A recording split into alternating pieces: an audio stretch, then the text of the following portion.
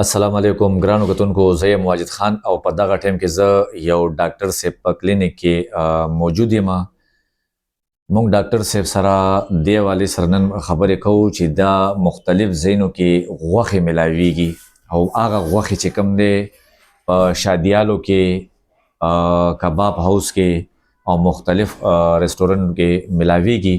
نو د ډاکټر صاحب د دې نه مخکې موږ سره یو پروګرام کې دا خبرې کړې چې دا غوښې لږې خوړل پکار دي. نو دې کې چې کوم دی غوښه کم قسم پکار ده، کم قسم نه ده پکار، کومه انسان دپاره مفید ده او کومه یو نه ده. السلام علیکم ډاکټر صاحب. وعلیکم السلام. ډاکټر صاحب خیر دی. دا زموږ عوام ډیر زیات غریب دی، بیماریان دي، غربت دی او په پیښور کې مختلفو ځایونو کې تاسو به ویډیوګانې کتلي چې داسې غوښې راغلي، څوک وي د خرو دي، څوک وي د مړ څاروي دي.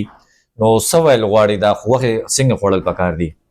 واجد بھائی مهرباني ستاسو چې تاسو راغلی او د عوامو فکر کې تاسو دا خبرې وکړي. صحیح. تاسو که خیالي تاسو میډیا باندې څو ځل ښودلیم دي مردار چرګان، مردار غوښې په منونو بالکل تاسو کتلي دي. بالکل یار واجد بھائی نن سبا چې کوم مونږ صحیح غوښه اخلو نو هغه 1200-1300 روپۍ کیلو ورکوي. صحیح ده. ټیک شو. کوم چې د خوراک غوښه ده بل راځي د انډیا نه ایکس وائی زیډ یو ځای بل ځای نه د پیکټو غوښه ورته وایي. بالکل هغه دي ته 300-400 روپۍ کې کیلو راځي. نو ما ته ووایه چې دا به حلاله وي که دا به مرداره وي او دا به د څه شي غوښه وي. خاص کر زمونږ د پېښور کې هوټلو کې استعمالیږي. سیخ کباب چې څومره تاسو وګورئ که نه اکثریت پیکټ غوښه. نو د پیکټ غوښه کې دي څه شی.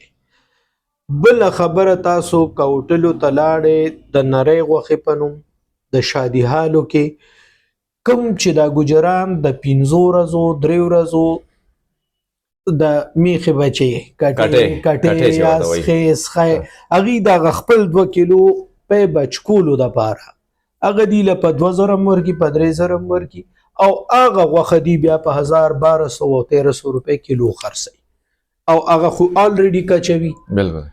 نو هغې کې دی لږ شان د ګډ لم یا دغه واچوي او پته یې په نری غوښه خوري. زبردست. صحیح. دې نه بیماریانې څه پیلاویږي؟ کوم قسم بیماریانې ترې پیلاویږي؟ زیړی دې نه جوړیږي، تور زیړی دې نه جوړیږي، ټایفاید دې سره راځي، د معدې بلا شی بیماری دې سره شروع کیږي. ګرانو کتونکو، تاسو د ډاکټر صاحب خبرې واورلې او که ستاسو ذهن کې راځي یو 2-3 هفتې مخکې اے سیکنډ سید بشارت حسین صاحب کټي نیولي وو. هغه کټي چې کوم دی دا بیا مختلف رستورنټو کې استعمالیږي، شادیالو کې استعمالیږي. بیا هغې نه پس مضر صحت غوښه هم د اے سیکنډ سید بشارت حسین صاحب نیولې وه. نو دا غوښه چې کوم دی که نه اکثر بیا لږ یو څو ورځې مخکې چرګان هم نیولي دي. نو د دې چرګانو غوښه دا چې کوم دی سوپ، شورما او یخني دا دې 3 شیزونو کې استعمالیږي. نو برای مهرباني دې نه لږ شانتې اجتناب وکئ او که چرګه ستاسو ډېره خوښي نو ځان له خپله مرضۍ سره چرګه اخلئ ژوندی او هغه بیا چې کوم دی حلالوئ، د هغې نه چې کوم دی د خپلې مرضۍ غوښې بیلوئ او هغه بیا یې استعمالوئ. که نه نو الله دې نه کړي مختلف قسم بیماریانو کې به مبتلا وي. ویدي خیر دی.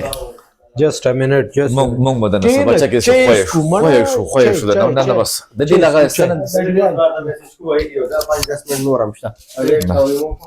نه دغه وکړه ډاکټر صاحب څنګه کوله بله ستنه خو راته نه لګول بلډ رانه واخیست. نو ستنه د ګوبزه درته به زه ټیسټ در سیټ کوم.